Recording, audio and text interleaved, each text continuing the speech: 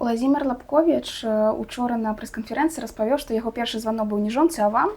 І вы яму сказалі, што вось 4 гады адпачылі, цяпер трэба працаваць. І працуеце вы ўжо даволі шмат. Вось, напэўна, у наступным годзе будзе 30 год вясне. Ці ёсць гэтаму канец? Ці ёсць наогул надзея на нейкую дэмакратычную Беларусь, якая паважае правы чалавека? Наше знаходжанне ў турме, на жаль, это было таксама нашай працай, таму што наше знаходжанне ў турме праваабаронцаў это як ніколі падкрэслівае вось тое, што нармальнай сітуацыі з правамі чалавека, з дэмакратыяй у краіне няма. Мы это выдатна разумелі, таму адпачынку па вялікім рахунку-то і не было. Вось это была проста такая праца, калі ты сядзіш, як бы нічога не робіш, але тым не менш ты ўсё роўна працуеш. Вось.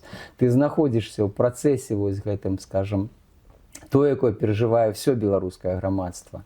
І мы не бачым пакуль што святла ў гэтым тунэлі, але мы мусім ісці наперад, бо пэўна, што гэта святло ёсць, бо тыя народы, якія жывуць вакол нас, яны таксама перажывалі драматычныя часы, вельмі непростыя перыяды ў сваім жыцці. Гэта і нашыя суседзі, літоўцы, палякі, латышы і далейшыя суседзі.